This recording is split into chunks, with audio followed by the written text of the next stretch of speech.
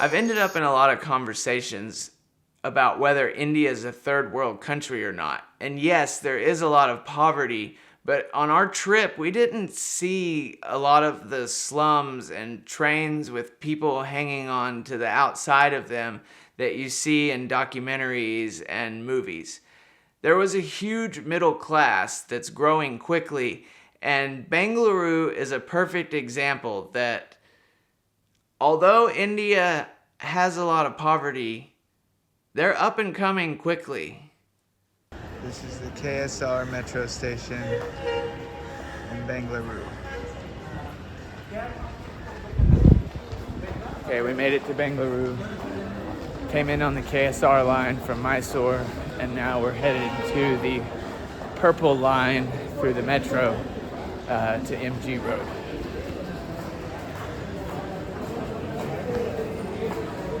There's a men's line here, and then there's a women's line there with like a booth for searching.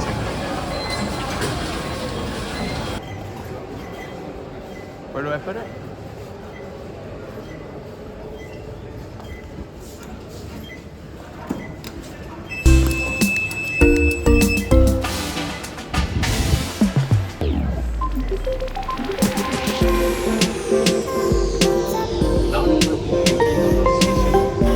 Got off at the Trinity station from the KSR main rail station. It's an electric track.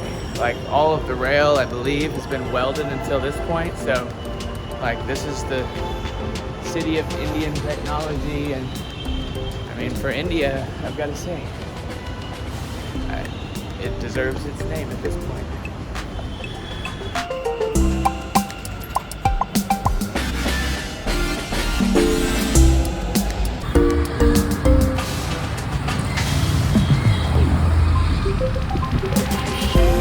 Welcome to Bengaluru. The name was changed from Bangalore to Bengaluru in 2014. So most people that you talk to refer to the city as Bangalore because that's what they grew up with. But on modern maps, it's Bengaluru.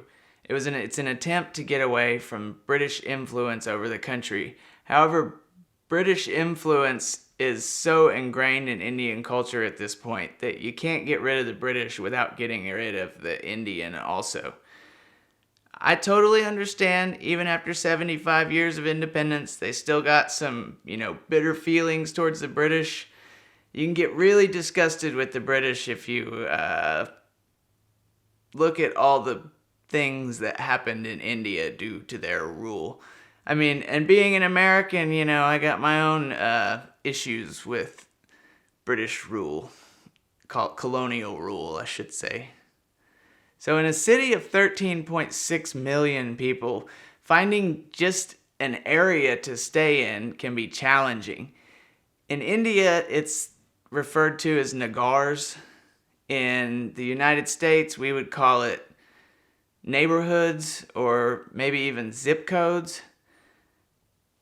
I looked at a lot of different nagars. They each have their own culture, activities, and food, but everyone just said stay on MG Road. It's kind of the center of the city. It's the hip area, and I'm really glad we did. The Taj Hotel on MG Road was fantastic. It is a well-oiled machine of service and luxury.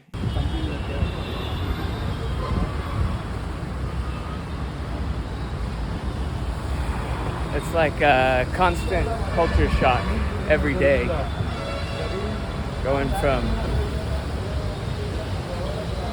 regular life to something fancy. It's just laundry. I was being a tightwad when we first got there and walked out and tried to go find a laundry shop, like a tumble dry, to get our clothes washed, but that was just a waste of an hour. If you end up on MG Road, don't go look for cheap laundry. Just pay the hotel prices, get your really crispy packaged laundry back. It was almost like getting new clothes. And then wash the rest of them somewhere down the line. So we just had breakfast at the Taj Hotel. Like, it's fantastic. There's baked goods over there, fresh fruit, granola. Like, they got Indian on that side. English breakfast here, omelets. But there's one thing that I think is really funny, and my American friends will get it, the Indians probably not. Look at that pile of crispy bacon. It has just been sitting there all morning. Like, nobody is touching it. I just thought that was funny. All right. Jason being a carpenter and me studying civil engineering, a luxury hotel is also an incubator for ideas. They go over the top to tie all the design together. The architecture is usually inspiring, and sometimes the engineering is interesting also. So both of us were checking out the patterns on tiles, the way trim work was put in, sizes of doorways, elevators, the noise level throughout the hotel and the elevator. Mitsubishi makes some really quiet elevators. They can open and close on you and you don't even know it's happening. And you miss it. So we came to Vegan Heat in Bengaluru, and we didn't realize it was like a takeout only place, but they have very graciously allowed us to hang out and wait while they cooked. And we're getting to eat in their kitchen. So I'm excited. Alright, so we had a kapi roll with homemade tempeh, onion and peppers, gobi cauliflower fried with chili. This is a falafel salad, chickpeas and orange tahini, and a Hawaiian salad with pineapple and tomatoes. Alright, Vegan Heat. Excellent, excellent food. So, it was like the type of vegan food that you could serve to like a group of meat eaters in West Texas, and they would be perfectly happy. I'm stuffed now.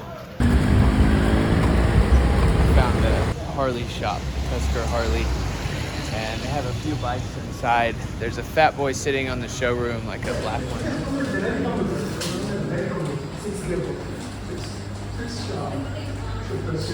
So that was my favorite bike. The few the like 6 they have on the showroom right now. I ride that one in a heartbeat.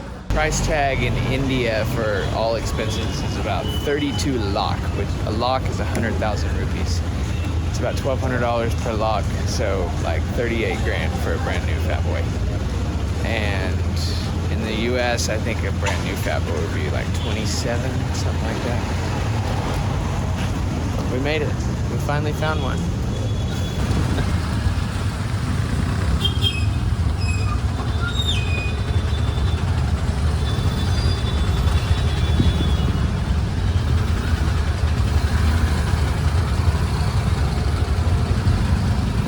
Indian traffic, like there can be 2 lanes and then suddenly there's a 3rd lane in the middle, and if the shoulder's open, go for it too.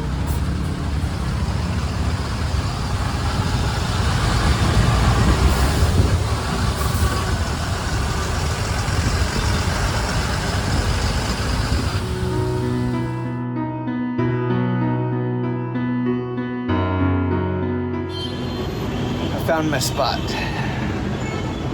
First floor, covered sitting area, great view. It's finally quiet. The streets get hectic, man. You're like bargaining with tuk-tuk drivers, people everywhere. The train this morning, wow, that's a first. I've seen pictures of it, but that was a first. Like shoulder to shoulder, body to body, pushing for room. We made it. I like Bangalore. And what's crazy is, I mean, I'm just gonna guess, but I'm gonna say that like 20% of the business in this city, if not more, is software development and telehelp / marketing for like Western companies, if not just the United States. So we leave tomorrow, but if you pack enough stuff in one day, you can see a whole lot of a city. I think the highlight today was probably the food at Vegan Heat. more. I'd like to see the science and technology museum. When we got into the cities, there was so much happening, it was easy to forget that the whole purpose of this trip was to learn how to do yoga the Indian way. Not just from gurus in Mysore and Rishikesh, but how normal working people practice yoga. Is it different from the United States? Is it the same? We ended up going to the Indira Nagar to Atha Yog Living. Sharath, the founder, taught our class, and afterwards we got to chat with him for a minute. It's not that what I took away was great yoga asana practice, but what I took away from there was great yoga studio business practice. They offer classes 7 days a week from 6 or 7 a.m. in the morning until 7 or 8 p.m. at night of a variety of levels. The classes are ranked just not by beginner, intermediate, advanced, because what is advanced? What is intermediate? What's beginner? Like, I considered myself intermediate, but in a lot of studios I would be in the advanced category. So they had classes rated on different attributes like flexibility, breath work, endurance, on a 1 to 5 star scale, which was really helpful for students matching their own personal level to the correct class for their needs. They also cleaned the studio between every practice. There were online classes, personal, individual, one-on-one trainings, and they also did teacher trainings and resorts. The website was accurate. They're timely in answering the phone and emails. Overall, the organizational structure and the offerings of this studio were should be a model to most of the other studios that I visited in the country. So it's about 8:30 now. We tried to catch a 6 o'clock yoga class, but the Uber driver was not on time. Uber's seems reliable, it's not super reliable. And then came to the weight room for a minute. For all the Americans out there, I guess the rest of the world, it doesn't matter. Everything is in kilograms. 10, that's really not 10. 10 times 2.2, that's about 22 pounds. And your scales are the same way. So the scales vary a little bit. I'm about 65 kilograms, which I think is like 145 pounds. No horns at the airport. We're headed to Aurangabad to see the Ellora Caves.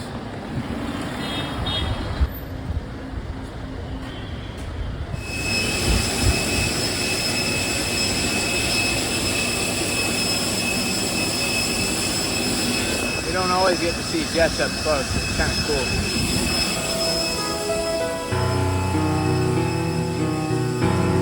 Our time in Bengaluru was short and sweet. We ate good food, we enjoyed a nice place in the center of the city, did some yoga, and it was time to head out.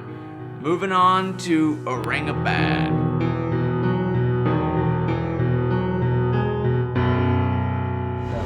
Have a great night, and I'll see you soon.